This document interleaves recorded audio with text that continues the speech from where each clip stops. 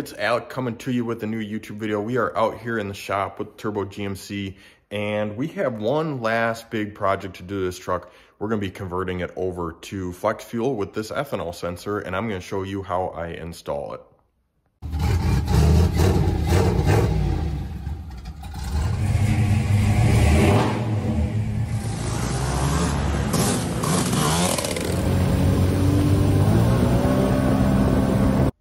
All right, so everything I have right here is purchased from Amazon. So I got the GM ethanol content sensor. This is 13507-128. I will leave all the links for this in the description.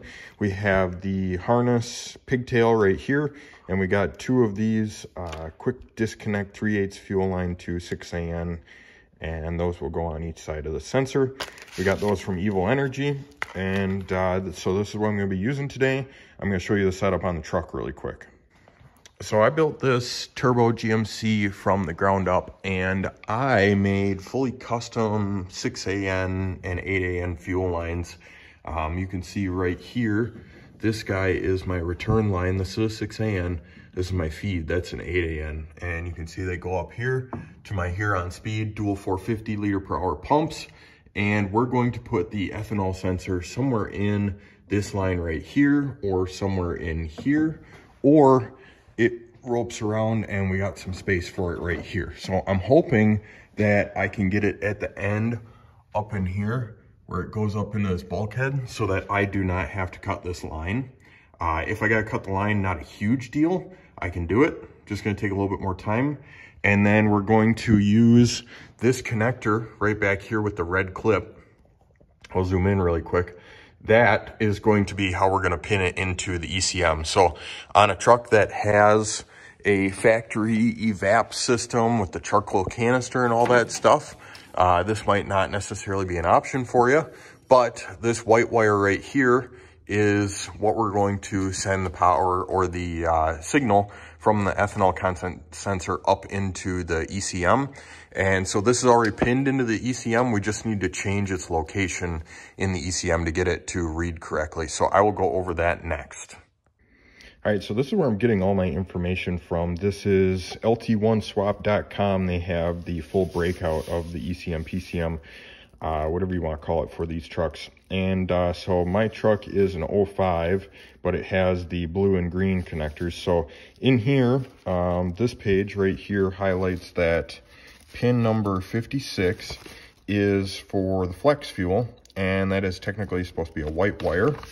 I probably do not have this white wire, so I'm going to move this white wire found at pin 45 in the green connector over to pin 56 in the blue connector, and that's how I'm going to tie this into the ECM. So I do not any longer need the evap canister vent solenoid control, and so I'm not going to be needing that, which means I can move it over and repurpose it, which also means I do not need to pin new wires into the ECM, which will be awesome.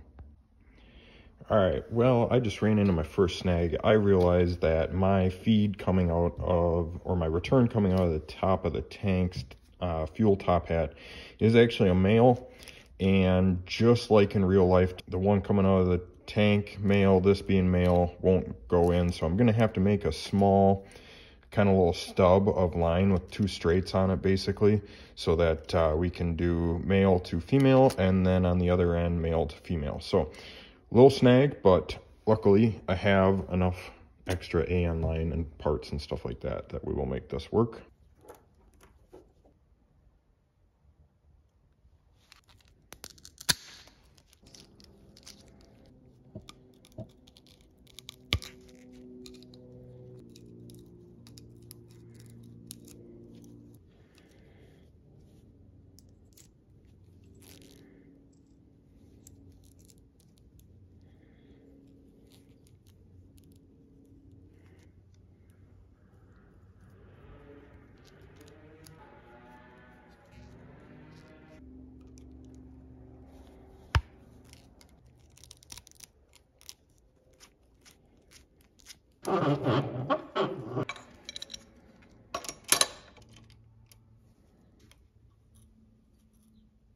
a little bit of ingenuity and some measuring, and we now have just our little, basically, male to male extension right here. And I'm going to show you this up in the truck right now.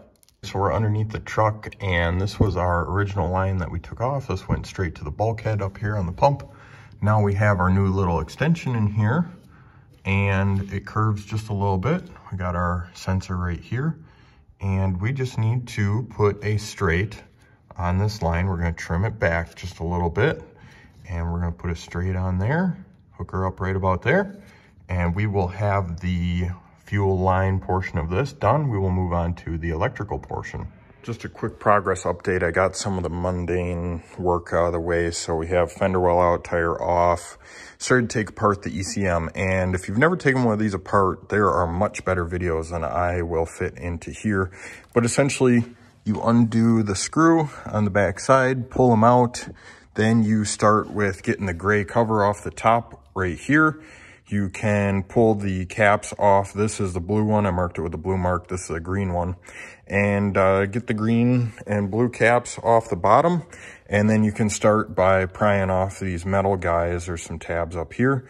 And push those up, and then you can start to get to the wires. So I found the wire that we need. It is this white wire that's kind of standing out right here by my thumb. That is number 45, and this is the green connector. So we are going to be moving that over to this connector, which has already got plenty of stuff in it, but we'll make it fit. So this is this is a blue, and we're gonna move it to 56 over here. I will show you that once it is complete.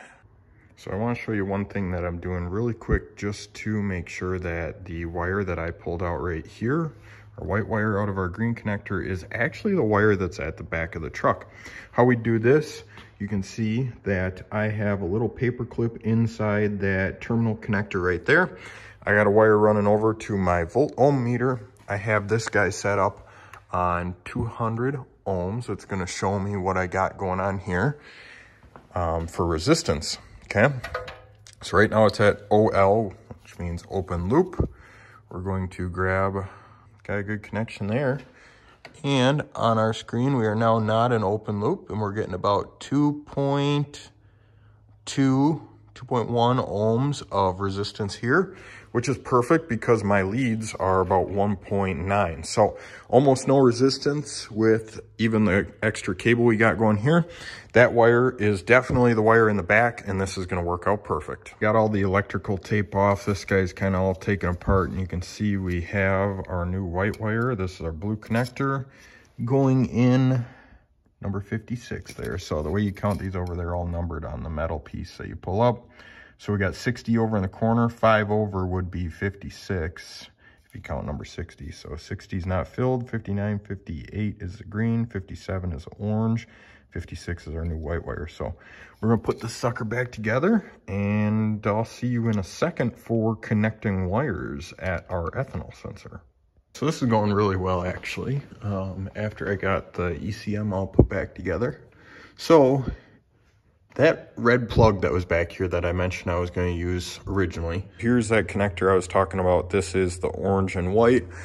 That is the plug for the evap solenoid, the tank purge, and it's an orange and a white wire. So we removed and repinned the white wire in the ECM, and that's what's going to send the signal to the ECM with our voltage coming out of the sensor, tells it what ethanol content we have, okay? There's an orange wire back here, which you can just barely see in this loom. That orange wire has power when the key is on. So I got my power, the red wire, from this orange wire when the key is on. I got my signal going to the ECM through this white wire, and I simply need to find a ground. This is one wire connection away from being done. So we're gonna do that, seal this project up, and call it good. Alrighty, so we are 100% complete with this flex fuel conversion project. So I ended up throwing a nutsert or riv nut up in here and through the ground on there. I did do a continuity test with my grounds from the body to the frame, and everything was perfect there. It had almost no resistance, so that should be a good ground for us. I also threw the filler neck on there because I realized I needed to repair that. So overall, I am really happy with the way this turned out. I think the fuel lines look good. I think the wiring turned out even better. Didn't have to run any power wires back here or anything like that. So with that being said, I just want to say thanks so much for watching this video. Everything turned out really well. Didn't have to run any power wires, found power back here, used that connector, and found a ground. I mean, it doesn't get much easier than that. If you do not have AN fuel lines, you can still do this. You're just going to need to research a little bit more on how to adapt it and that kind of stuff. So I put the sensor in the fuel return line instead of the feed because some people say it can be a restriction for the vehicle. So I really appreciate you guys watching, and until I see you guys next time, peace.